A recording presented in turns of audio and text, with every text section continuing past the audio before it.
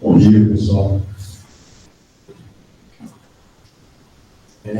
Com grande satisfação que, em nome da coordenação do programa de pós-graduação de Ciências Médicas, nós vamos dar sequência à nossa programação da disciplina Tópicos em Ciências Médicas, onde nós convidamos pesquisadores,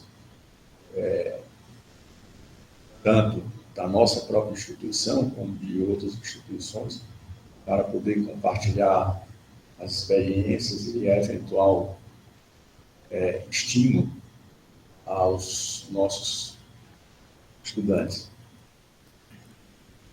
No caso dessa atividade, a gente, inclusive, já colocou aí nas duas extremidades laterais um QR Code para que as pessoas possam registrar a sua presença na atividade. Já os colegas, principalmente lá do Maranhão, que participam do DINTER, por obséquio, registrem a sua presença no próprio chat do Google Meet, de tal forma que a gente consiga depois recuperar essa presença. No caso da atividade de hoje, a gente tem a honra de contar aqui com a presença do professor Francisco Ayrton Castro Rocha. O Ayrton, depois da sua formação médica aqui na UFC, foi para São Paulo, onde obteve o seu mestrado pela Universidade de São Paulo e depois o doutorado na sequência pela Escola Paulista de Medicina. Ao retornar a Fortaleza, alguns anos depois, ele vai para o Canadá, na Universidade de Sherbrooke, onde complementa a sua formação no exterior. O professor Ayrton, aqui entre nós, foi pioneiro não somente nos estudos da reumatologia clínica, propriamente dita, mas principalmente também no desenvolvimento de ensaios pré-clínicos em reumatologia, que foram extremamente produtivos, que redundaram na qualificação de dezenas de mestres e doutores aqui entre nós. Além disso, o professor Ayrton foi um personagem extremamente importante na ressuscitação, vamos dizer assim, do nosso próprio programa de ciências médicas, que estava desativado, e o Ayrton participou da primeira coordenação que reativou esse programa. Outra grande contribuição institucional que o Ayrton teve foi o fato de redigir, isso estou falando aí dos idos dos anos 90, quando, na época do governo Fernando Henrique Cardoso, foi lançado o CT Infra, e o professor Ayrton foi o redator do projeto que acabou redundando na construção desse bloco de biomedicina que nós dispomos aqui. Então, são múltiplas as contribuições que o Ayrton tem dado à nossa instituição. Então, nesse sentido, Ayrton, É uma grande satisfação ter você por aqui. Parece que seria interessante que você viesse para cá.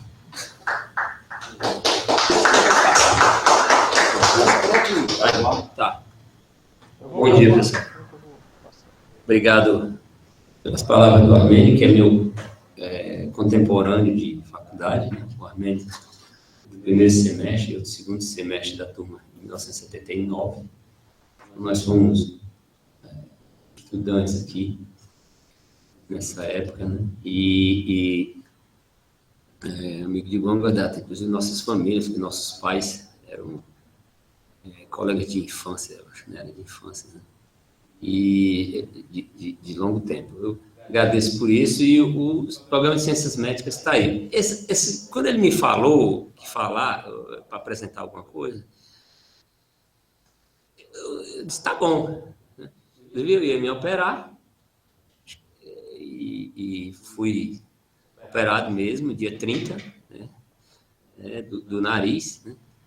Aí eu digo, se eu resistir a essa sala aqui, né, do jeito que cheirinho de bolô, né, então é porque assim vai dar certo. Ou pelo menos o propósito era escancarar aqui a sinusotomia, né, não permitir que mexesse no nariz, porque ficar mais bonito vai ser um problema muito grande, né? Então só fez a sinusotomia. Eu espero que resista aqui. Assim, há um tempo, muito tempo mesmo, isso deve fazer, sei lá, 3 anos, nada, mais, foi a pandemia. Rapaz, sempre tem esse negócio de como avaliar, como redigir artigo, sempre tem essas coisas em programa de pós-graduação, menos, mas também existe na graduação, e às vezes mesmo nas sociedades, né? Eu participo muito da Sociedade Brasileira de Reumatologia para os médicos, né? Mas, como o Armênio falou, eu tenho muito contato com não médicos, né? Profissional de saúde que não médicos. E não é nem profissional de saúde, assim, diretamente, como, por exemplo, muito contato com com biólogo básico, por exemplo, cara com coisa, químico, eu tenho contato com a química. Então, eu acabo tendo contato com pessoas de ciências básicas, né? E aí, pessoal, eu acho que uma coisa que eu vi é a heterogeneidade nos programas de pós-graduação dos estudantes, né? Boa parte das vezes, você quer fazer uma coisa, você tem vontade de fazer um negócio, tem toda uma burocracia que o Armênio sabe bem que eu não gosto dela, eu sou contra, mas eu sou voto vencido, não adianta, não devia ter nada disso, não devia ter cadeira, não devia ter nada a ser obrigatório. O que interessa para mim é o artigo. Eu perdi uma charge que eu achava muito interessante, que tinha na sala do meu orientador de doutorado, o professor Luiz Eduardo da Unifesp, né? Professor de reumatologia, que tinha, assim, um garotinho num vaso sanitário, né? Aí, tá aqui no vaso sanitário, quem tem filho sabe, quando a gente precisa ensinar eles a usar, né, sair da fralda, né? Como dá trabalho a gente esperando eles lá sentados. Aí dizia assim, nothing is done till the paperwork is done. Quer dizer, então, isso é o que acontece na academia, pessoal. Mas eu queria dizer para vocês aqui que... aí eu pensei, rapaz, eu podia pegar o meu negócio é ganhar dinheiro, sabe? O objetivo que eu tenho é esse, só que eu não consigo. Eu pensei, rapaz, será que eu dando aula, dando como é que faz artigo, será que isso aí vai adiantar? Bom, para vocês terem ideia, não tem como, né? Porque eu já disse, faz mais de 5 anos que eu fiz o arquivo e não consegui gravar nem nada, né? Então, vocês vão servir de cobaia aqui para dizer se vale a pena. Se vocês pagavam menos de R$10 para assistir, se botasse no YouTube, né? Eu vou parar no YouTube sem querer, né, Armando? Tu disse que ia estar no YouTube, né? A única coisa que tem minha no YouTube é um vídeo que eu gosto, cara, que vocês vissem, dá o like, como é que é esse negócio, todo que é assim, não sei, mas tem lá. Só tem uma coisa, que é um vídeo sobre o Padre Cícero, ele mesmo, Padre Cícero Romão Batista. Lendo a biografia do Padre Cícero, que eu fiz diletante, uma coisa, eu tinha lido tanta coisa, e de repente, eu que não dava muita bola do Padre Cícero, me surpreendi, hoje eu sou uma pessoa que eu acho que eu entendo a importância dele, que foi um homem fantástico, né? É um personagem fantástico, mas a curiosidade é que, lendo a biografia do Padre Cícero, me veio a ideia de que o diagnóstico, que o Padre Cícero teria tido uma doença nunca antes suspeitada, uma espondilite anquilosante. Na realidade, hoje a gente chama de espondilartrite axial, aí no caso não dá para saber se é radiográfica ou não, porque eu não tenho raio-x dele, né? E isso foi construído lendo a biografia feita por um leigo. Qual a razão de estar esse vídeo lá? O vídeo, você sempre está, doutor Ayrton Rocha, YouTube, acho que só aparece isso. Tem outras coisas lá que pessoas botaram, mas que eu não sei nem quem foi que botou entrevista minha, que eu não tenho Instagram, não tem nada disso. Né? Aí, por quê? Qual foi o objetivo?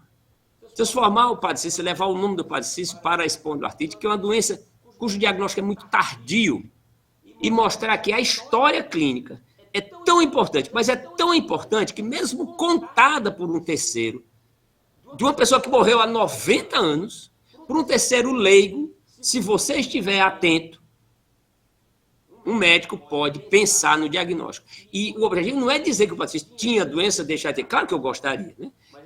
Mas o objetivo é, olha, a história clínica é tão importante que ainda numa situação dessa você pode fazer uma hipótese diagnóstica bem fundamentada. E isso é muito importante, particularmente na atenção primária de saúde, para poder abreviar o tempo de diagnóstico desses pacientes, né?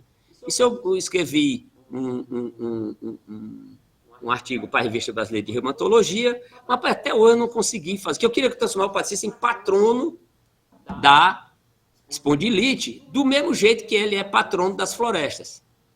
Ele é patrono das florestas pelo Greenpeace, que se soubesse quem foi o Padre Cícero, eu não sei se o Greenpeace faria isso. Mas tudo bem. Bem que o Padre Cícero merece, né? Muito. Ele, no final do século XIX, todas essas coisas de plantar em curva de nível, não mate não sei o quê, desmate, preserva, tudo isso aí que diz que é novidade, que não sei o quê, holístico, o Padre Cícero dizia isso para os cangaceiros lá no Juazeiro. Então, eu acabei caindo no Padre Cícero, não sei porquê, mas tudo bem. Então, a história é pensar assim, rapaz, eu tenho meus resultados, onde é que eu vou publicar? Pessoal, antes de tudo, a coisa mais importante é você ter os resultados. E para chegar aos resultados, a coisa mais importante é fazer uma pergunta. Então, normalmente, você deve fazer pergunta para responder coisas do dia a dia que são úteis, relevantes e que produzam alguma coisa. O meu objetivo hoje não é mais nem publicar, nem registrar patente. Eu quero fazer produto. Eu quero botar uma coisa no mercado. Pode ser até um quebra-queixo novo. Mas ou seja, levar uma coisa que tenha um sentido prático. Não é normalmente assim que funciona na pós-graduação. É evidente que eu acabo precisando publicar porque é a moeda de valor na pós-graduação. E eu não estou dizendo que isso não seja importante. Mas dá um sentido. Então, muitas vezes, como eu sou médico, eu vou dizer assim, você tem uma dificuldade, de repente você está fazendo um procedimento cirúrgico, aí você no pós-operatório usa não sei o que para o curativo. De repente, se você tiver uma coisa, rapaz, em vez do curativo assim, vamos botar ao contrário, dá um nó diferente, ou um clínico está tratando de um jeito. Então, essas perguntas... O que é pesquisa? É você mostrar que aquilo que tem é melhor do que o que não é. É só isso. Em vez de pensar em coisas mirabolantes, entendeu? Por que eu digo isso? Porque os recursos são poucos e muitas vezes você fica atrás de coisas mirabolantes que não consegue fazer, né? Eu sugiro que você tenha um senso prático em relação a isso. E todos são possíveis. Todos os projetos. Sempre é possível. Então, a primeira coisa que eu ia falar, eu vou fazer estudos clínicos, né? Isso aqui eu apresentei 2 vezes. Uma vez, numa indústria, eu dou muita aula para a indústria farmacêutica, e aqui eu não coloquei, mas está o meu conflito de interesse para hoje, não tem nada, mas eu dou ainda muita aula para a indústria farmacêutica. Aprendi muito com eles. E uma vez eu apresentei para o pessoal da cirurgia plástica. Na reunião dos residentes. E eles acharam interessante. E eu fiz uma brincadeira, que eu não sei se vai dar tempo aqui, que eu pega qualquer resumo seu que você tiver aí. Qualquer resumo que você submeteu, para ser lá para onde. Me dá e nós vamos meter o pau no seu resumo agora, ao vivo. Então, a gente vai fazer o quê? Se necessário, se tiver espetacular, não precisa. Mas se a gente julgar que é possível, eu iria tentar mexer no seu resumo para dizer o que você disse de outro jeito, para você entender que como o resumo, como você pode modificar. E é importante se esmerar. Uma coisa que é muito comum, geralmente você não presta atenção ao resumo do seu artigo. Não faça essa bobagem. Na imensa maioria das vezes, o revisor de uma revista, ele vai ler o título e o resumo e mal, e daí ele decide se vai adiante, se não vai. Se você não... O resumo é como você ir para uma festa. Se você está achando... Se você vai esgulepado, entendeu? A sua chance de conseguir alguma coisa reduz, né? A não ser que você seja assim, um negócio que não dê para resistir, né? Mas não é o que acontece na maioria das vezes. Então é melhor botar uma maquiagem, né? Pintar os cabelos, essa coisa. Então o resumo é muito importante. Seja objetivo no seu resumo. Apresente e ponha dados. Muito importante, em vez de falar aleatoriamente. Outra coisa, buscar a importância daquilo que você fez. Para que a gente faz artigo? Próximo, por favor. Artigo, a maioria das vezes, a gente é para aprender. Eu sei que você quer ler alguma coisa, você pode fazer isso para atualização, pesquisa científica, né?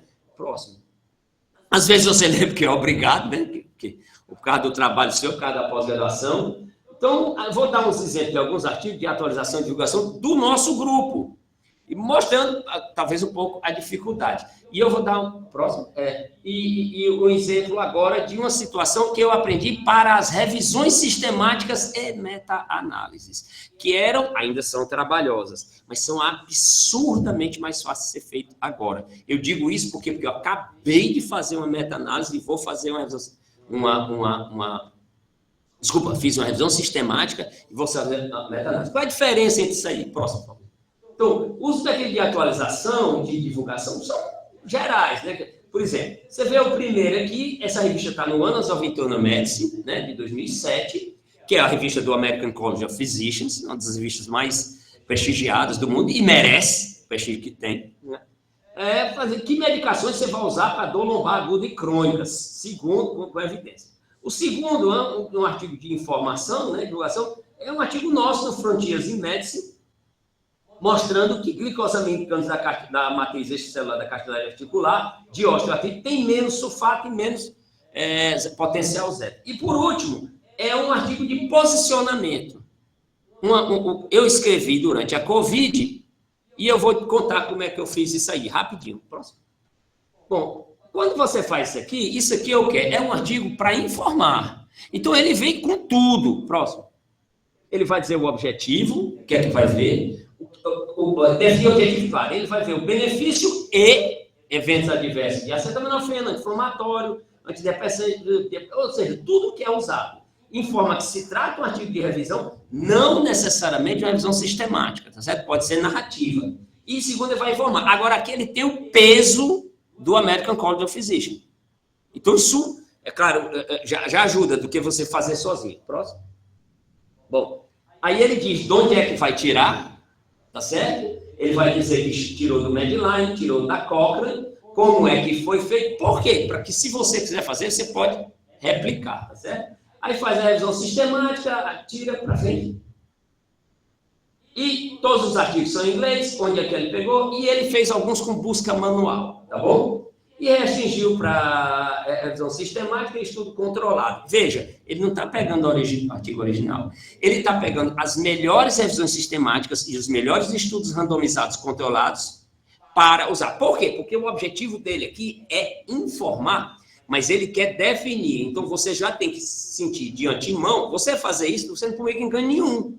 Mas aqui é gente expert num assunto escrevendo pelo American College of Physicians. Ou seja, é um artigo provavelmente convidado para ser feito. Não é a sua realidade. Então, você diz, eu quero escrever uma revisão. Provavelmente ninguém vai ler. Não tem interesse nenhum. Porque quem é você para fazer isso? Entendeu? Aí você diz, você é grosseiro. Não, eu estou falando que nesse fato é assim que é. Você pode até fazer sensacional, mas já desse jeito que não vai funcionar. Agora, você quer fazer uma revisão sistemática? Vamos para frente. Você vai... Bom, tem o resultado dado e as limitações, né? Isso aí, quem é do meu tempo, não tinha esse negócio de limitação. De uns anos para cá, Isso é uma formalidade, praticamente. Mas, claro que todo artigo tem limitação. Mas, hoje, se você não escrever um parágrafo com esses artigos têm limitações e definir, você vai, no mínimo, levar um chama. Para poder dizer, olha, tá tão bom assim, né? Próximo. Que não tem problema. Aí, aqui, não, já é um artigo nosso. É um artigo de informação de dados. Então, a gente quis determinar os glicose miligramas e terminando aqui, ó. Esse é o primeiro relato de que glicose miligrama de paciente com osteoartrite tem menor enxofre do que os pacientes que não têm osteoartrite, e isso associado com redução do tal no potencial zero. Veja, olha o resumo, ó. Tudo tem a idade, os pesos, o valor, está tudo informado. Então, se você pegar um resumo, em geral, e você não puser esses dados, você nem passa. Tá? Então, olho nisso daí. É importante. Isso aqui não importa, não estou falando isso aqui para divulgar o artigo, estou dizendo apenas um artigo de informação. Próximo. E aqui é um artigo de opinião. Estava na época da Covid. Eu digo, será que vale a pena fazer um artigo sobre o que usar para tratar osteoartrite durante a Covid? Por quê? Porque existia o risco de que anti-inflamatório piorasse, de que corticoide piorasse, que não sei o que, se a pessoa fazer exercício, a pessoa não estava fazendo exercício. Aí eu escrevi, e o Lucas, que foi nosso estudante de ação científica, eu meio que estava tentando atraí-lo para fazer pesquisa. Hoje ele tem uma startup com um software de treinamento e coisa, deixou a ortopedia, aliás, o cara fez tudo na ortopedia no IoT, na USP, e largou, porque foi fazer esse negócio aí, essa startup, que se Deus quiser, está tendo sucesso, Deus quiser, vai ter mais ainda. Aí eu convidei, mas aí eu pensei, rapaz, eu publico no Brasil, na revista, no Advanced Rheumatoid, que é a revista, mas será que eu publico fora? Aí eu conheço o professor Francis Berenbaum, né? Que vem a ser o chefe do serviço de reumatologia da Sorbonne, em Paris. E é uma pessoa que eu conheço. Conheço o suficiente para mandar um e-mail. Francis, o que você acha disso aqui? E aí que eu estava pensando em escrever isso aqui. Eu minto muito pouco. Estou dizendo exatamente, estava pensando, que aqui, ó. Aí ele pegou, eu pedi a ele para revisar. Bom, ele deu uma revisada boa, mas assim, muito boa e deu uma incrementada. Aí eu perguntei, Francis, onde que a gente manda? Eu não sei o que, estava pensando, aí ele disse, o que você acha do Annals of Rheumatic Disease? O Annals of Rheumatic Disease é a revista da Liga Europeia de Reumatologia, cujo fator de impacto hoje deve ser 18 ou 20. Sabe qual foi a minha resposta? Francis, eu não tenho nada lá. Do mesmo jeito que eu não estou mentindo para vocês, eu não ia mentir para ele. Eu vou dizer o quê? Rapaz, eu estou pedindo um pirulito, você está me dando um almoço. Eu vou fazer o quê? Então, não precisa você ficar fazendo de conta que você é muito importante. Faça as coisas como você, que as pessoas entendem. É evidente que eles sabem quem sou eu. Que eles não são bobos. Mas ele falou, eu disse, rapaz, eu vou fazer o quê? Aí ele pega, entra em contato com o editor da revista por WhatsApp. Eu sei quem é. E pergunta, não, mande. Isso aí, não, eu quero botar como uma letra. Ora, para mim, uma letra lá é 10 vezes melhor do que um artigo completo da Advanced Rheumatoid, cujo fator de impacto hoje é 2. E na revista é brasileiro, né? Quer dizer, na idade circular.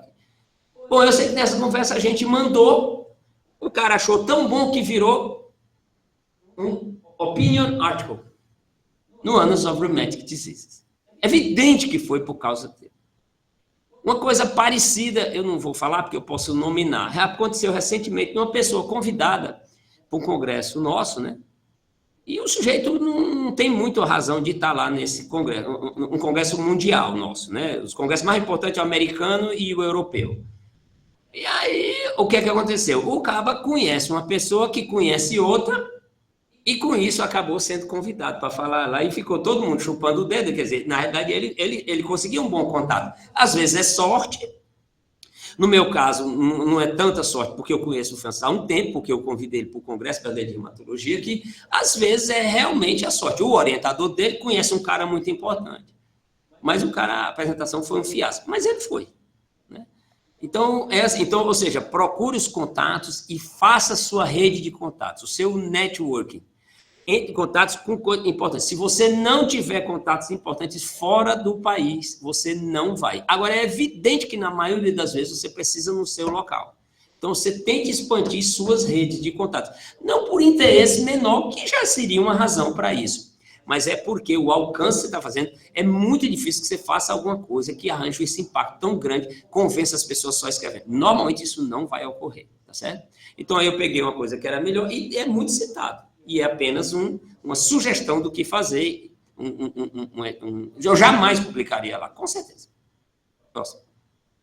Bom, o outro já foi bem mais pesado. E registro de caso? Pode ser pesquisa clínica ou experimental. O que é isso aqui? Durante muito tempo, eu tinha pacientes que tinham espondilite, que tinham lesão do quadril, não é indicado usar anti-TNF, assim, não era assim com tanto...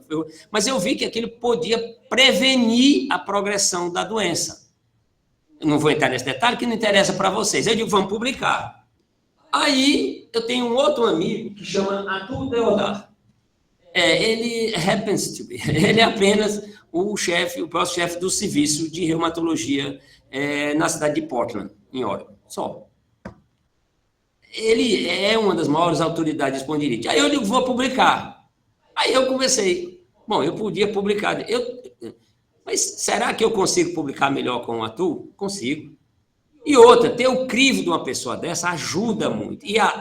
Olha, eu escrevo razoavelmente em inglês, mas o cara vive no inglês. É outra coisa, ele dá um champignon no texto que você não tem nem conversa, entendeu? Então, a gente publicou lá. E aqui, é uma das coisas que eu tenho prazer de mostrar, casuísticas. Como é que a gente... Evaluation of Disease Activity in a Low-Income Juvenile Idiopathic Arthritis Cohort. Por que eu estou dizendo isso para você, e mesmo falando em inglês? O mundo não quer saber o que acontece no Ceará, viu? Não conta para ninguém, não, mas ninguém liga para isso aqui. Eles ligam para a gente se a gente disser alguma coisa que tem aqui que seja diferente. Aí eles se interessam. Por exemplo, eu fui falar das fraturas de osteoporose no nosso meio. Aí o que é que eu botei? Fratura de osteoporose que eu fiz numa cidade. Eles não sabem, mas eles estão no hemisfério sul, chama Sobral. Tá? Eu fiz em Sobral, fratura de osteoporose. Aí eu vou dizer, fratura de osteoporose em Sobral? Pode ser que tenha gente, né, com sobrenome FG, que adore que seja, que diga que é Sobral. Mas se você disser que é fratura numa região de baixa latitude, pode ser mais importante. Por quê? Porque o sol é importante para fazer vitamina D. Então, nós botamos fratura de osteoporose numa região de baixa latitude. E esse é um dos artigos mais bem citados para a gente. Aliás, a gente tem muito pouca fratura osteoporótica comparado a populações brancas do hemisfério norte. E aqui o que é que eu botei? Eu tinha 160 pacientes. As casuísticas do mundo de artrite idiopática juvenil tem 1.000, 1.500, e é um monte de país. Então, como é que eu vou publicar um negócio do Ceará, rapaz? Liseira, velho. Porque aqui tem muita. Então, low income.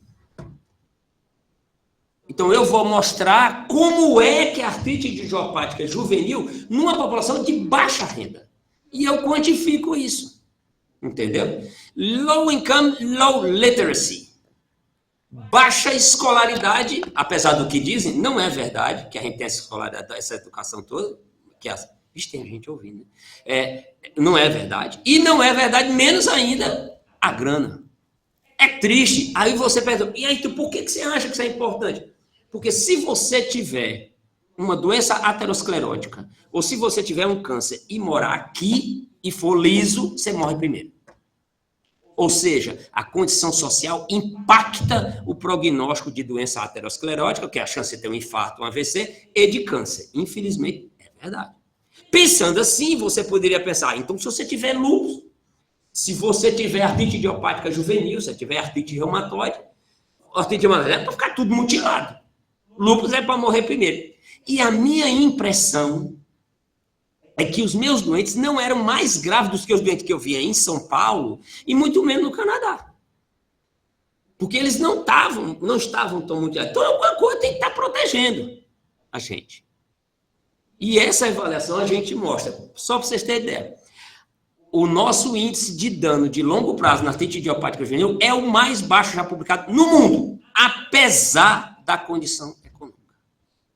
Então, essa é a informação que, para o mundo desenvolvido, ela é relevante. Porque eu não estou dizendo que não é bom melhorar a condição social. Pelo amor de Deus, eu estou dizendo algo deve estar protegido. Isso levou a gente a estudar helmintíases como fator de proteção e também alimentação. Nós estamos vendo aqui, sabe que tem alguma coisa que protege a gente aqui, né? Água de coco, rapadura, não sei, né? Mas aí tem que ver, e tem uma coisa, a gente está fazendo um projeto hoje, eu não vou dizer porque é bem original e eu acho que tem grande chance de ser um fator a mais. E as helmintíases, nós ganhamos o prêmio da Sociedade Brasileira de Reumatologia mostrando que um peptídeo de Ascaris promove um efeito anti-inflamatório flagrante em artrite experimental. O meu negócio era fazer isso aí foi feito com o grupo de Ribeirão Preto, do professor Fernando Cunha. Nós chegamos a fazer terapia gênica com isso daqui, mas nós não conseguimos levar o peptídeo até a prática. Ou seja, usar em humano. Estamos tentando, mas não consegui. Porque aí, se fosse, eu não estava mais falando com vocês, porque evidentemente eu estaria rico. Né? Eu não ia perder tempo com liso, porque tinha mal o que fazer na vida. Mas como eu não estou aqui, né? Então, eu quero dizer, eu acho isso aí legal, porque eu estou contando 3 histórias. Ó. Eu via que os meus pacientes não quebravam tanto de osteoporose. Eu via que os meus pacientes, felizmente, não eram tão graves, por uma impressão, de doenças autoimunes. E aí eu fui ver, rapaz, como é que eu boto isso no papel? Como é que eu documento isso? E o que será que leva a isso? Tá certo? Então, o que eu quero dizer para você é, quando você for pensar em pesquisa, pense em responder perguntas, coisas que você vê do dia a dia, né? E que tenham um fundamento prático, né? Posso? Bom, isso aqui é só dizendo como é o trabalho. Eu vou passar para adiante, porque já... Que horas são? 11h30. Vamos para frente, senão a gente não... Vamos. Mais. Bom, a revisão narrativa. Essa daqui, nós escrevemos para o Osteoarthritis Cartilage. Soluble Biomarkers in Osteoarthritis in 2022. Eles me convidaram para fazer a Sociedade Internacional de Osteoartrite para a revista deles, que é uma revista de impacto 7, hoje, de 7 a 9. Então, é a visão narrativa, ou seja, eu escolhi o que é que eu vou botar que foi mais relevante em biomarcadores de osteoartrite no ano de 2021, para publicar em 2022. Então, essa é a visão narrativa, tá? Não é... e aqui, em 2017, do Advanced Rheumatoid, vocês estão vendo uma revisão sistemática da literatura. E depois, uma análise de network, rapidinho. Bom, aqui como é que eu fiz? Eu e a Amanda, que é a Amanda Shabana Ali, que é minha coautora, ela fizemos a literatura e pusemos como é que a gente fez e quais os que a gente solucionou e os que a gente foi ver. Então, é a revisão narrativa. Por que está numa revista grande dessa? Porque eles me convidaram. Senão, não entra. Então, mas claro que é revisado por pares, mas é por causa disso. Tá? Próximo. E o que é revisão sistemática? É assim, ó.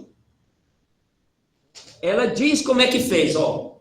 Ela botou no meta-análise quais as coisas... Ela fez uma meta-análise usando case, report, editorial, e os termos que ela usou para artrite reumatoide. Isso aqui é a revisão de artrite reumatoide da Sociedade Brasileira de Reumatologia. Eu vou lhes dizer, eu estou fazendo a revisão sistemática para atualizar as diretrizes de osteoartrite da Sociedade Brasileira de Reumatologia. Eu tinha detalhes que eu não sabia fazer, então eu vou dar uma dica para vocês que eu aprendi no YouTube. Primeiro, tem uma professora muito simpática, eu esqueci o nome dela agora, que ela dá um tutorial, uma aulinha de 10 minutos, mostrando como que você faz a revisão sistemática. E depois ela mostra como você faz a meta-análise, que sai o gráfico de floresta, aquele forest plot. Mas, olha, é um passo a passo, é um bombom. Qualquer um faz, tá? Qual é a dificuldade da revisão sistemática? É isso aqui, ó. Tá vendo aqui? O Medline só lê se você botar T-I-N, tem que ser colchete, depois vai entendeu? Essa sintaxe do Medline é exigente, senão não dá certo. Aí qual era o nó antes? Você tinha que decorar isso daqui. E algumas pessoas se esmeraram em fazer isso. Porque para escolher isso aqui, que são os mesh terms, você escolhe. Quer uma dica? Se você vai fazer uma revisão sistemática, por exemplo, vamos dizer que você está tratando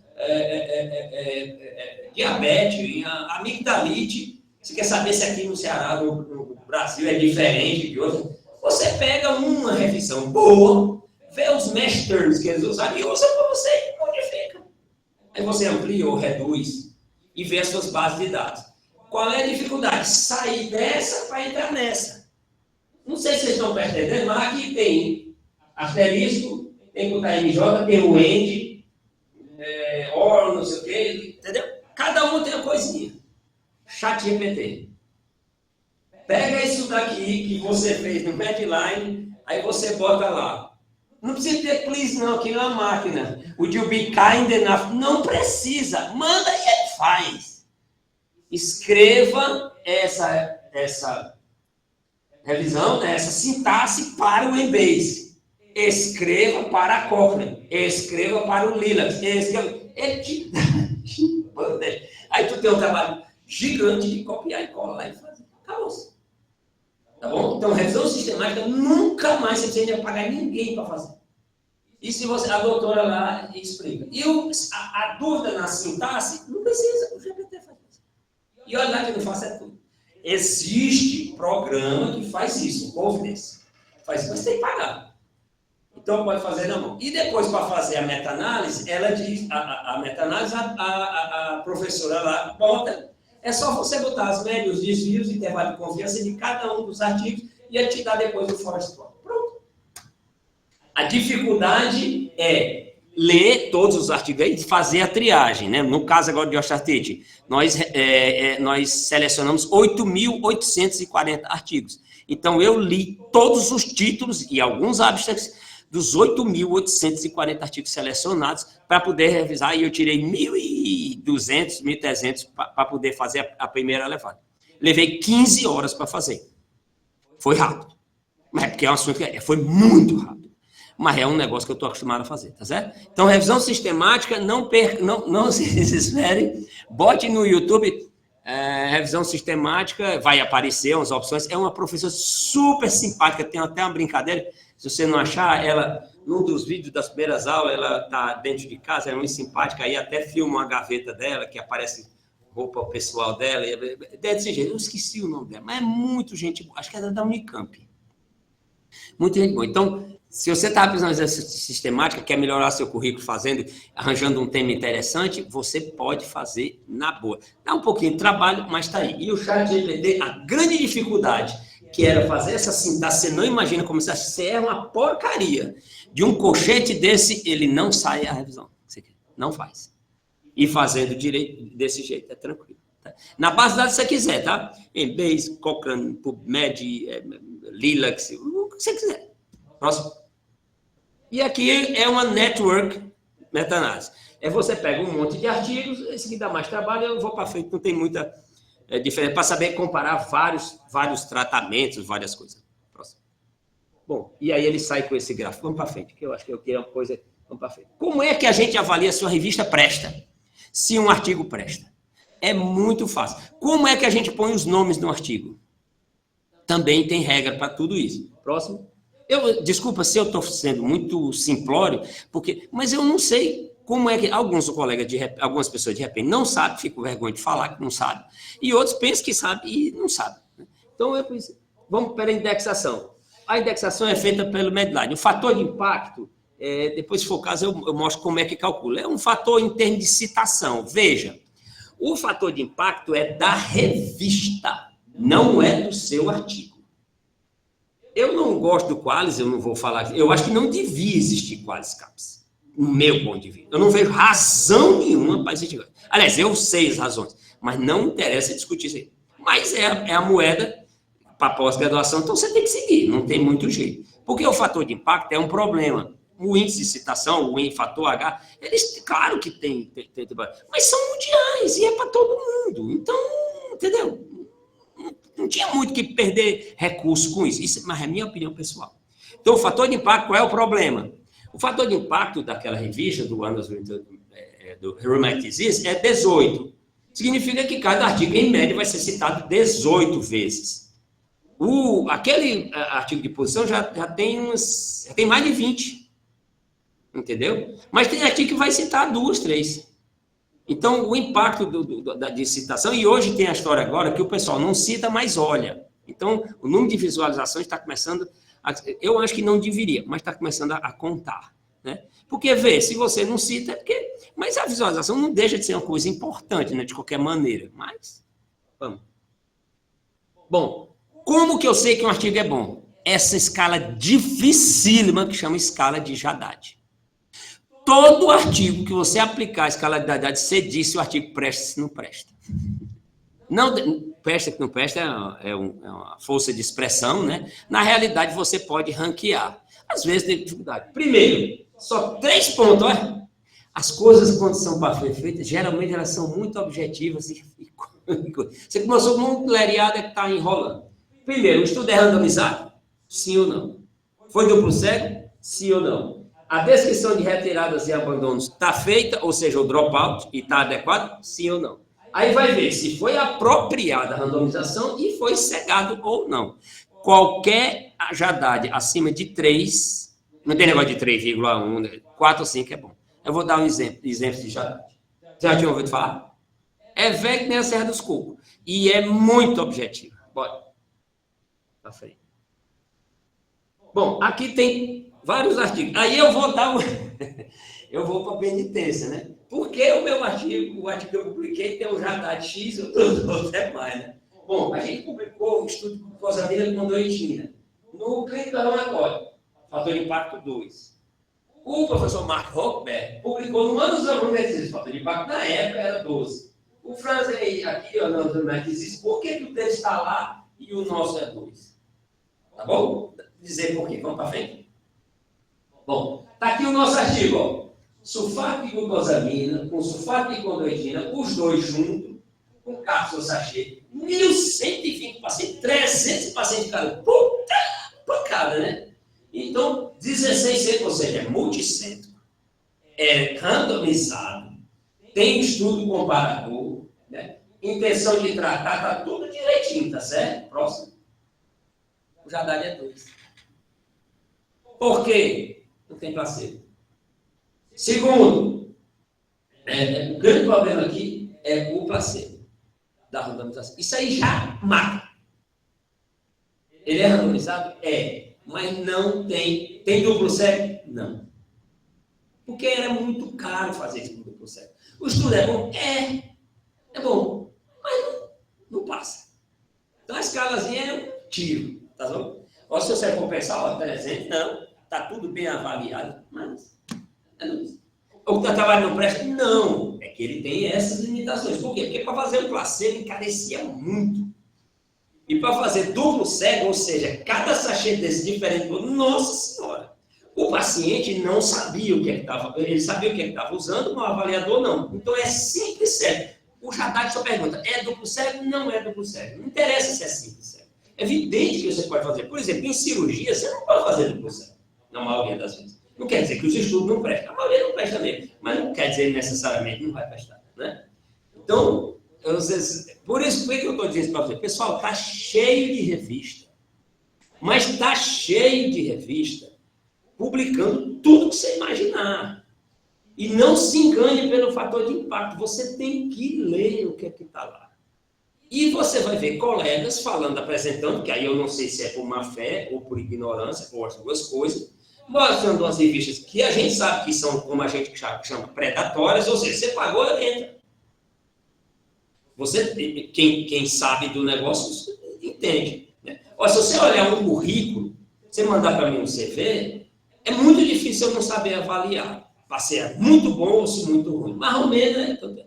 Qual é a coisa mais importante para uma seleção em um laboratório grande? É a indicação. Uma das coisas mais importantes é a indicação. Não é negócio de fazer essas provas, não, é a indicação em entrevista. Porque se eu disser, rapaz, Armênio, eu vou mandar um sujeito para o teu laboratório, e eu mandar um sujeito que vai dar problema, nunca mais ele recebe. E eu sei disso. Mas é evidente, pessoal, que tem viés em entrevista e não sei o quê. E eu acho que é outro problema. A pós-graduação está fazendo seleção hoje, como eu estou falando com médicos, né? Como se fosse para residência, que é um curso de especialização e treinamento, que é uma coisa. Pós-graduação, eu acho que não deveria ser desse jeito, mas paciência. Por causa do compromisso que você tem da ideia. Esse aí vale dois, o próximo. Aqui, ó, o título é bem parecido, foi a mesma coisa que está no Manual dizer. Qual é o Haddad? Sim, é duplo cego, é multicêntrico, placebo controlado. E tudo está registrado, tá bom? Então, a escala é assim, próximo. Então, é por isso que um está no fator de 16, o outro está de 2. A mesma coisa aqui, ó, outro, escala de Haddad.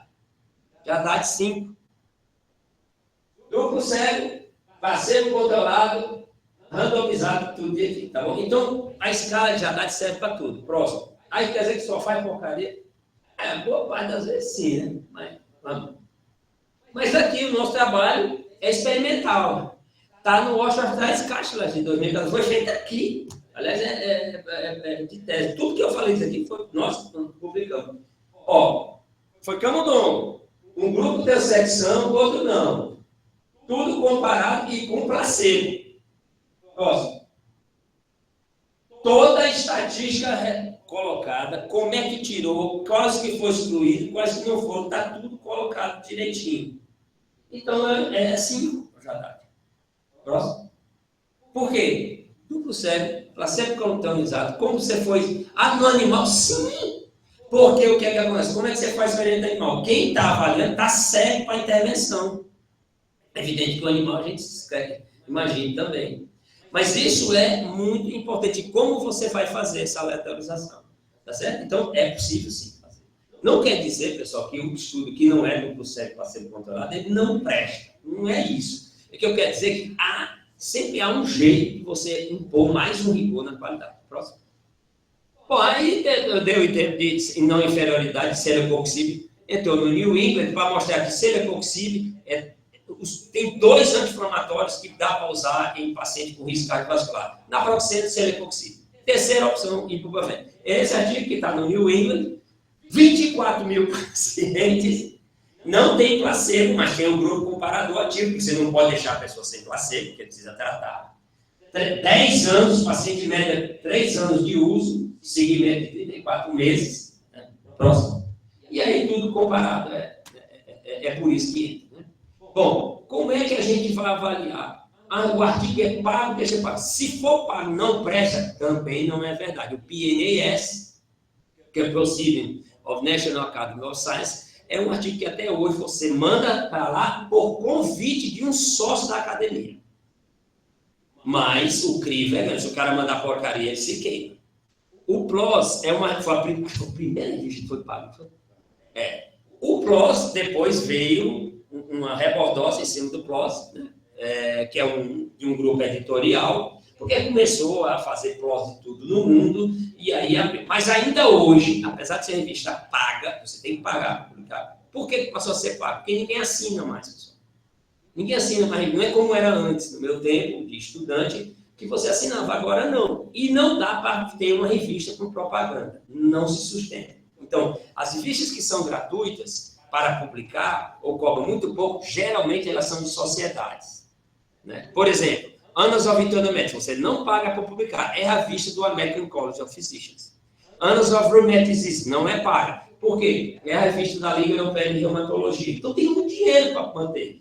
Advances in Rheumatology, é a revista da Sociedade Brasileira de Reumatologia. Se você for reumatologista sócio, você não paga. Senão você paga. Brazilian Journal Medical Biological Research, tem que pagar. Tem desconto para Brasília? Tem, mas ela não tem como se manter. Porque com o dinheiro de repasse, não tem como manter com o editorial.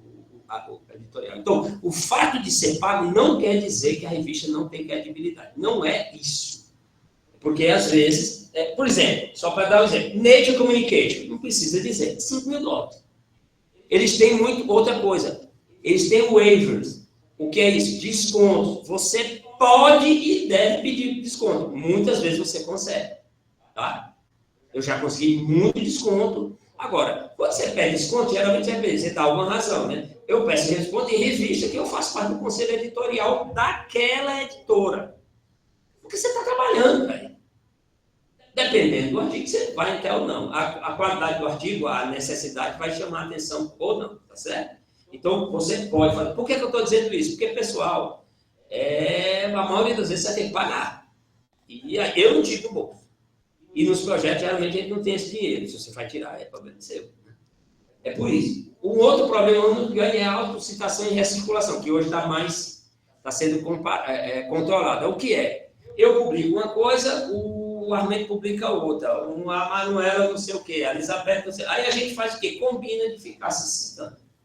Isso aí foi feito muito. Essa história de dizer que cientista, tem besteira que não gosta de cachaça, que não gosta de dinheiro. Isso é uma mentira tão deslavada do tempo que eu era pós-graduando. Hoje não deve ser. É jeito, do mesmo jeito, pessoal. Então tem conflito de interesse em tudo. Eu não quero dizer mais detalhes, porque senão amanhã começa com a boca cheia de formiga. Mas tem conflito de interesse em tudo. Não tem essa de que porque é cientista, não tem esse negócio, não. É gente do mesmo jeito. Então, qual é a mensagem? Leia e olhe as letras miúdas do contrato. Leia com atenção a metodologia. Porque, em geral, lá é que está mais, você vê, a força ou a fraqueza do artigo, né? Próximo.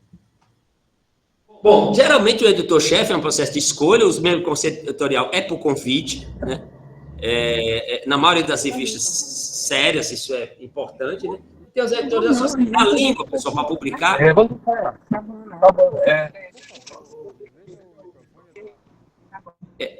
A língua para publicação é inglês.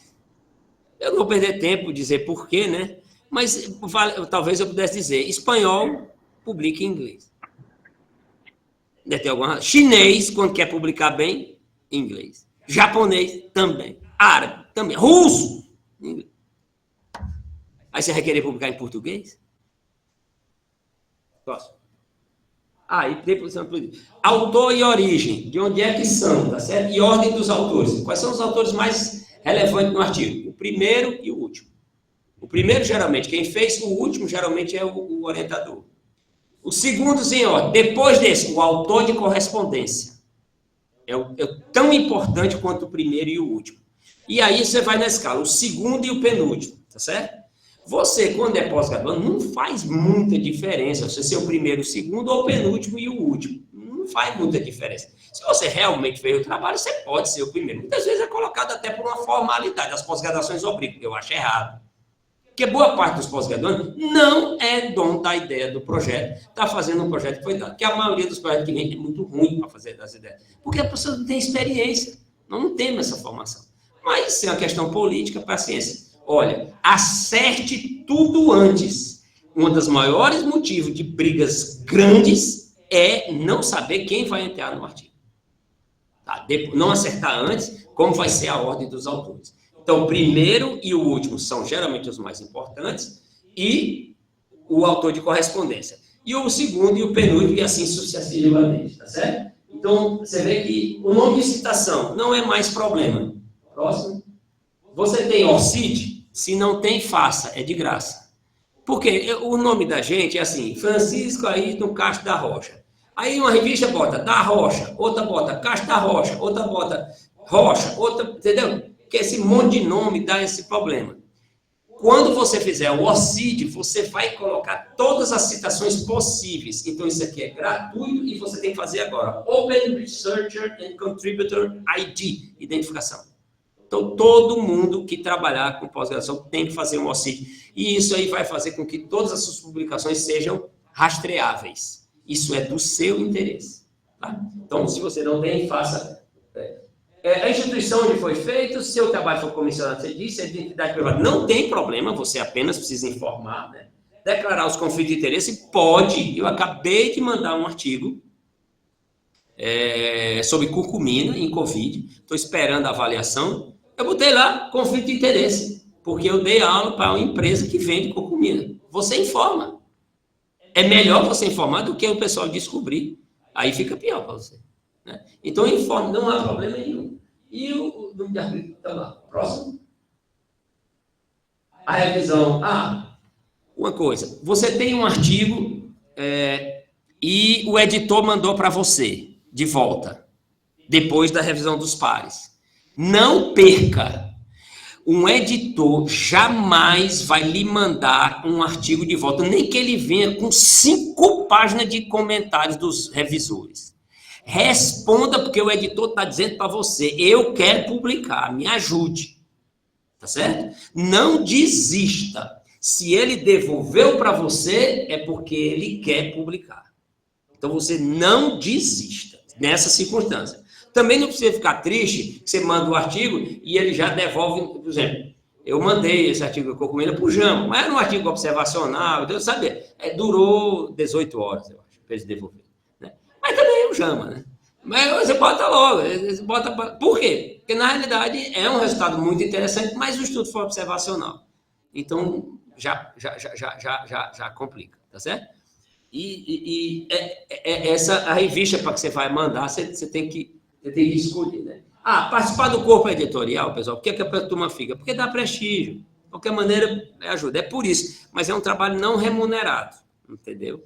Outra coisa, tente conhecer pessoas, quando pedirem revisores, que você possa indicar que sejam críveis. Eles pedem, as revistas pedem, não quer dizer que eles vão mandar. Se você mandar revisores adequados para aquilo, vai facilitar o processo. Tá certo? Próximo. O mais importante é o artigo, é o material que você tem, não é a revista. Tá? Se você tiver resultados, a coisa vai adiante. Se é confirmação, se é novidade, o artigo por si. Próximo. Como que a gente vai apresentar os dados? Tem 1001 formas, né? Próximo.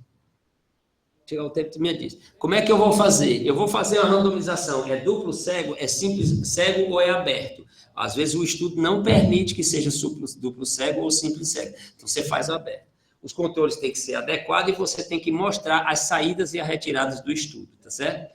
Tem que escolher a figura mais honesta ou por outra. A ilustração mais honesta, em geral, é a tabela. Não é o gráfico. Então você lê. Por quê? Porque na tabela você bota o dado cru. E o gráfico você pode variar a expressão. Próximo.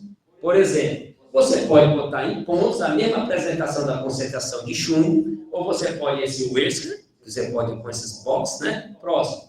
Ou você pode pôr assim, a mesma coisa. Tá? Então, forma de você apresentar vai dar um viés na apresentação para uma pessoa incauta. Para quem sabe ler, não dá para enganar, você vê. Mas é por isso que a tabela é uma ilustração crua. Próximo. E você tem que pensar o que é estatisticamente significante e o que é relevante. Eu vou dar 7 tiros na cabeça do armênio para matar, né? Só pode ser para matar. Tá tudo bem, ele vai morrer com 7? Vai. Mas se eu der 1, já mata. Der 2, 3, já mata. Então, é estatisticamente significante se eu pego uma pessoa 10 vezes, eu dou 7 tiros, sei lá, 100 vezes. Tá. Mas é clinicamente irrelevante.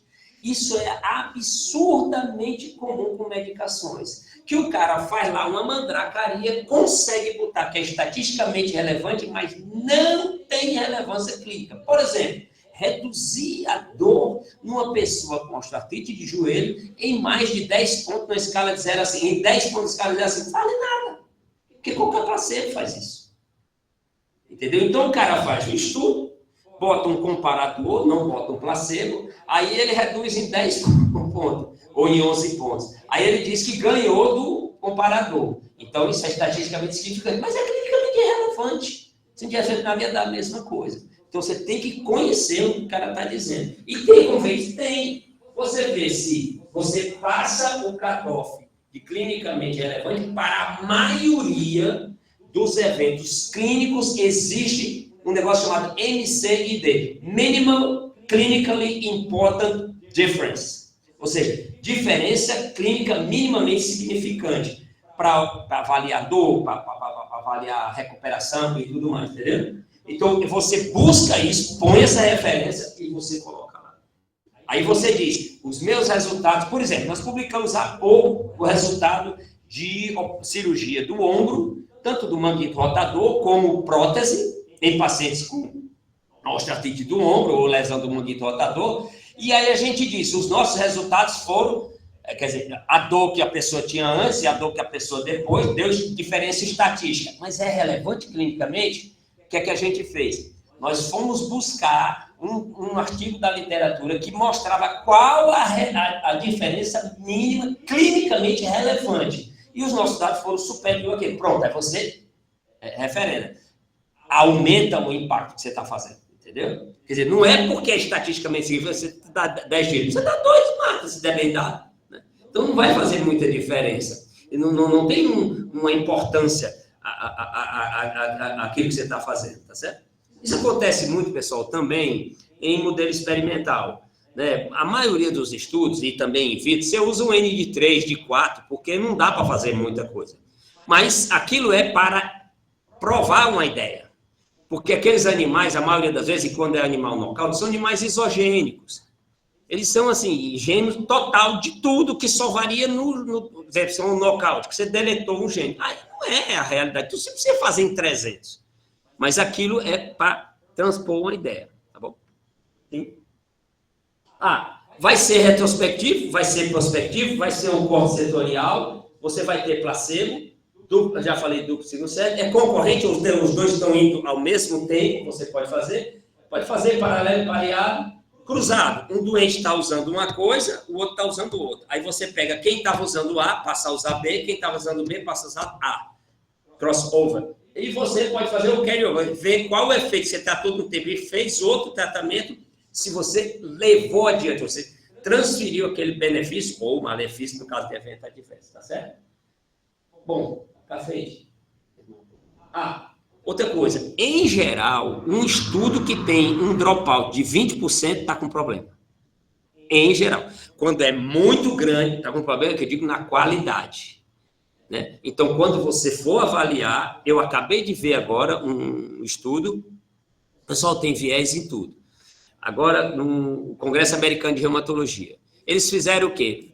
Plants for Joints. Eles fizeram a dieta vegana em pacientes com osteoartrite, tá? E compararam quem fez a dieta vegana com quem ficou no tratamento normal. 62 pacientes. Aí eles botaram 31 para fazer a vegana, 31 para fazer o tratamento normal. Quem fez a vegana, toda semana tinha um treinamento para aprender a cozinhar, para não sei o quê, para cozinhar e tudo mais. E quem não tinha, depois de 4 meses, quem não tinha ficava na vida normal e orientando uma fisioterapia, exercício, que fosse, que os outros também teriam. Depois de 4 meses, juntou os grupos. Pessoal, na primeira avaliação, eles já perderam 20% dos pacientes depois de 4 meses. Primeiro, você está usando 62 pacientes para osteoartrite, isso é nada. Isso é fazer o mínimo por grupo. Quer dizer, normalmente você vai precisar de 100 e tantos para ver a diferença. E depois eles botaram os dois juntos, acompanharam por 2 anos e disseram que foi relevante porque reduziu 11 pontos na escala de dor. E isso foi publicado e a doutorinha lá que mostrou disse que o dropout chegou a 30%. Disse que o Ministério da Saúde do país dela vai implementar a dieta vegana como tratamento para osteoartrite. Acontece que essa doutora está na Holanda. E a Holanda acabou de aprovar, acho que é 2 anos atrás, lei para aumentar a taxação em quem criar boi ou porco. Porque eles dizem que vai dar problema de estufa, não sei o que lá. Ou seja, há um viés político em relação a isso, muito grande. Um trabalho ruim, que teve 30% de dropout, uma melhora de 10 pontos, sem placebo, sem nada. Se você fizer aqui, você publica nem nos anais proctológicos do... Eu não vou botar nenhum país que não pode mais, entendeu? Publica nenhum. Agora, tá lá. Mereceu um tema livre, né? Você é contra? Você quer que as pessoas comam carne? Não, as pessoas comem quiser, eu gosto de carne. Né? Mas, assim, achar que isso vai resolver, que esse é o tratamento para osteoartrite, pelo amor de Deus, nenhum fundamento, nenhuma coisa, nem nada. E um trabalho muito mal feito. Então, não pensem que não há viés em publicação. para todos os lados. Né? Próximo. A avaliação dos dados. Pessoal, na maioria das vezes, eu vou dar uma dica para vocês. Existe um negócio que você fazer o download, chama Statistics at Square One. Ou seja, estatística no básico. É do UK Foundation de Educação. Se você quiser estudar estatística, se você quiser não, você precisa. Vale a pena. Ele é muito didático. Statistics at Square One. Quem me deu a primeira vez uma brochura de uma cópia foi a professora Heloísa Bonfá. Nós éramos colegas de pós-graduação e todo mundo tem medo da estatística, porque é um saco. Não adianta. Você não vai aprender estatística. Esqueça. Você não vai aprender estatística para saber aquelas figuras, nem vale a pena. Mas você tem que ter um básico razoável para poder, porque senão o estatístico inventa um monte de marmota, ou fica com medo, ou não sei o que, e o seu trabalho não sai nunca. Tá certo? Então, aprenda um pouco sobre estatística, saber se você deve usar. Por exemplo, você não pode usar dado não paramétrico para avaliar por média, porque você está roubando a seu favor. Você não pode dizer assim que careta, eu vou dizer, olha, se o cara fizer careta, eu vou dar Coca-Cola para a pessoa. Eu falo tudo que... Eu adoro Coca-Cola. Vai dar Coca-Cola para a pessoa, talvez se faz mais careta, se faz menos careta. Aí o cara faz uma careta assim... O outro faz uma careta. Bom, mas é careta. Não é 0,2 careta. Ou seja, esse é um dado não paramétrico. Assim como você avalia score. O score, ele diz, é 1, é 0, é 2. Ele não diz 0,2, 0,25. Não. Então, esse dado que você tem que avaliar, esse não é uma curva normal de distribuição, é um dado não paramétrico. Então, você não pode usar teste paramétrico. Certo? O que é curva normal? Número de pessoas, número de células. Aí você ficou doido? Mas número de pessoas não tem 1,1 pessoal. Mas não tem mesmo. Então você assume que o número de pessoas tem uma distribuição normal. Você assume que o número de células tem uma distribuição normal. Você não só pode, como deve fazer isso. Muitas vezes você vai falar com estatística, ele quer que você mude para contar de células, ou coisa parecida, tá certo? E isso é uma bobagem. Você não só pode, como deve, em algumas circunstâncias, fazer isso. Então, quais os dados você pode? Tem no livro, ele diz como é que você deve fazer, tá certo? Então, para você ver, a maioria das pessoas vai usar o teste de student, que é ótimo. Mas se você usar o teste de student para dado não paramétrico, ele rouba para você, por causa do grau de liberdade, que eu não vou discutir aqui o que é. Quando você tiver mais de 2 amostras, você for comparar e for paramétrico, você usa um teste como o ANOVA. Mas aí é mais detalhe. E aí você vai comparar. Por quê? Para comparar testes dados não paramétricos com mais de 2 e com N de mais de 2. E outra coisa, não existe esse negócio de dizer que tem correlação. Correlação, pessoal, a imensa maioria das vezes que as pessoas estiverem dizendo para vocês que uma coisa tem correlação com a outra, não é verdade. Na imensa maioria das vezes, a pessoa quer dizer que tem associação. Correlação em estatística é uma coisa específica e precisa ser medida, tá certo? Então, não é a mesma coisa que não existe patologia no dia a dia. Diabetes não é uma patologia, hipertensão não é uma patologia. Isso é doença, enfermidade. Patologia é a ciência. Então, não diga, porque não faça isso não. Tudo bem, a imensa maioria das pessoas não entende, mas se tiver um que entenda e ele estiver avaliando, você se ferra. Então, doença é doença, não é patologia, né? É doença. E a mesma coisa, correlação não é a mesma coisa que associação, tá? Não é. Próximo. Eu falei a escola de Haddad. Próximo. Aí, dando exemplo, isso aqui foi uma aula que eu dei para a Xê, né? E eu mostrando por que um merece esse valor. Por favor, passa só o outro arquivo, só para eu dizer como é que calcula o fator de impacto, né? Eu sugiro para vocês tentar publicar em revista que não seja paga, né? Se o seu inglês é ruim, rapaz, aí me diz uma coisa, eu posso usar o chat GPT? Pode. Você pode usar o chat GPT para corrigir o texto. Não tem problema. Cuidado, porque nem sempre ele corrige para o lado que você quer. tá bom? Mas você pode, toda revista em geral. Se você fizer isso, algumas revistas vão pedir que você decline isso, que você diga isso, que está lá, que fez ou que não fez. Você pode fazer. Uma coisa que você pode fazer também é o quê? Botar no ChatGPT, ele corrige, ele dá uma mudada, e você pega, muda de novo o que ele botou para botar, que não vai bater. É uma outra saída. Você pode fazer. O que você não pode é mandar ele escrever tudo, ou pelo menos não deve. Né? Bom, a Carol, eu pedi a ela, que foi nossa pós, ela disse que essa imagem está melhor do que os meus slides. Eu acho o meu melhor, mas ela disse que é. Para frente. Ó. Olha a revista, volta um pouquinho. Quando você for olhar a revista, você vê o escopo. Ela diz o que é que ela publica. Leia. Porque se você mandar sem olhar, sem nem ler isso aqui, é só o trabalho de você formatar todinho, o editor devolve sem nem ler. Aliás, é a melhor coisa. Eu faço parte do Conselho Editorial de algumas revistas. O que o cara disse, olha, se você acha que não vai valer, não perca tempo, não faça isso. Muitas vezes, às vezes, se faz o contrário. O cara pega, aliás, é muito comum, pega, manda revisar, o artigo é uma porcaria, ou então é porcaria, ou não é para aquela revista. Aí o cara fica mandando só para depois passar 3 meses para negar. Então, se você acha, se você é editor ou revisor, você resolveu, não está legal, pá, acabou, já liquida a fatura. Né? Então, vejam o escopo próximo. Isso aqui é do artigo que a gente publicou, né? Eu já falei, próximo. Aqui, esse aqui foi uma letra que eu escrevi, porque na época da Covid, eu achei que curcumina podia tratar Covid.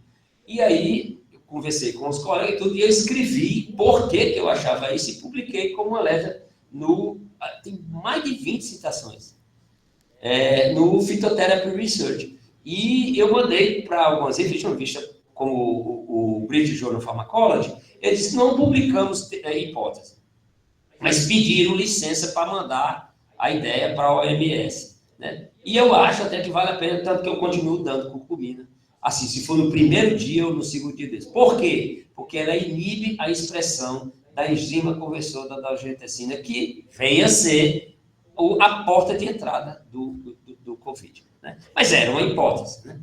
Próximo. Fator de impacto é isso aqui, pessoal. É uma métrica do ICES. Não existe só um. Cuidado quando você andar. Tem revista que diz que o fator de impacto é não sei o que lá. Mas não é o do Journal Citation Reports. Tem isso, se você não souber. Quando você receber e-mail de revista pedindo para você mandar ou dizendo que você está convidado para fazer uma apresentação fora, é fake, é roubada. Eu estou dizendo isso porque já 2 colegas, há pouco tempo, ano passado e um esse ano, me mandou uma pergunta, isso daqui é fria. Isso aí vai me vender alguma coisa depois. Então, nem dê resposta. A não ser que você queira. Então, o número de citações do ano, o número de artigos publicados pelo número de artigos publicados, dividido pelo número de artigos publicados na revista. É muito simples. Muito simples. E é muito objetivo. Tá certo? O fator de impacto. É assim que se mede. Toda revista, um fator de impacto até acima de 2 já é bem razoável. O problema é, revistas de revisão tem um fator de impacto muito alto, por razões óbvias, porque vai ser citado muitas vezes, né? E também, o que é que acontece? Tem colegas, você pega, a gente faz protocolo clínico, né? Para a indústria farmacêutica, aí você faz o quê? Nós vamos testar um novo tratamento para câncer. Aí eu sou um médico importante, assim, no meio, conhecido, estou ligado a um jeito de conseguir recrutar. Às vezes nem sou professor, mas nada mais assim. Eu montei uma empresa para captar pacientes e fazer estudo clínico. Aí, se eu selecionar muito paciente, eu entro. Aí, o que é que você vai ver, pessoal? Vários colegas, isso aconteceu, em revistas pesadas, porque aquilo ali, o que é que você fez? Você não fez nada. O protocolo vem, você apenas vai dispensar a medicação, literalmente, né? E aí você entra, fulano de tal, está no New England, está no Annals of Internal Medicine, está no Annals of Rare Disease, mas na realidade, a única coisa que ele fez ali, o que foi? anunciar que tinha os pacientes e dispensar medicamento e ganhar muito bem para fazer. Isso não tem mérito acadêmico. A gente sabe, mas é complicado. A CAPES acabou de dar uma mexida, eu acho que não vai adiantar em nada. Acabou de dar uma mexida do Qualis. Não vai mexer com isso aí e não vai mudar muito, né? E também fizeram o seguinte, no CNPq, você, quando vão julgar a sua bolsa de pesquisa, vê se você só conta pesquisa para você, desculpa, aquele artigo, se você for o primeiro, o último, o segundo e o penúltimo, né? O segundo e o penúltimo, ou o artigo de correspondência. Ou seja, se não for, o peso é menor, para tentar evitar essas coisas, tá certo? Então, o fator de impacto é isso aqui, esse é o do Journal Citation Reports, há outros, tá? Esse é o que conta, tá? Próximo. E aí você vai ver o impacto, como é que é, tá certo? E ele tem outros também, mas o que importa é aquele, em várias revistas. A Carol botou aqui que foi revistas que a gente publicou e a publicação do Nature, né? Tá, próximo. Quando você vai pagar, esse é o preço. Para você pagar aí de algumas, né? A revista Advanced Rheumatoid, que é a antiga revista brasileira de reumatologia, são $2.390. Se for brasileiro, paga. Uma coisa. A China paga se você publicou. É o contrário. Por exemplo, o Atu foi convidado para fazer um artigo para o Chinese Medical Journal e me convidou para escrever com ele. E por esse artigo publicado eu recebi $1.600. Então a China fala o contrário. Ela te paga quando você publica. Eu não sei exatamente como é que é, eu não tenho muito contato, mas eu fiquei doido, né? Porque na realidade eles cobram a publicação. Então é o jeito, é o jeito que eles fazem. Então você vai receber, não sei se você recebe, Armin, do Brasília de Ouro, um monte de revisão sistemática de chinês. Mas de tudo no mundo que você pensar. Por quê? Porque se ele publicar, ele recebe. Essa é a razão. Uma das. Tá bom, né? Sim, preste atenção como fazer as formatações. Pessoal, tá tudo escrito lá. Você vê as instruções, lê as instruções, como é que é, e faça daquele jeitinho, inclusive para segurança, se não, volta.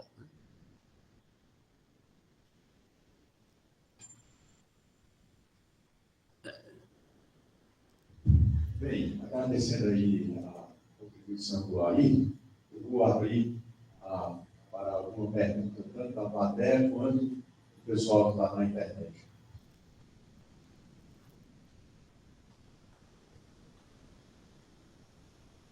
Uma pergunta aí, pessoal. Na internet, né? Alguém queira.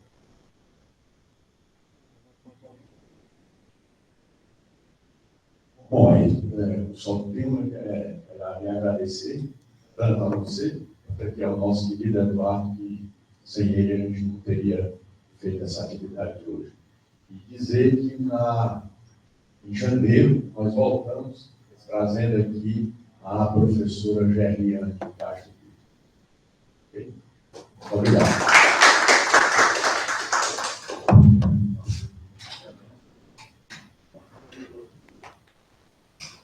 Deu certo aí?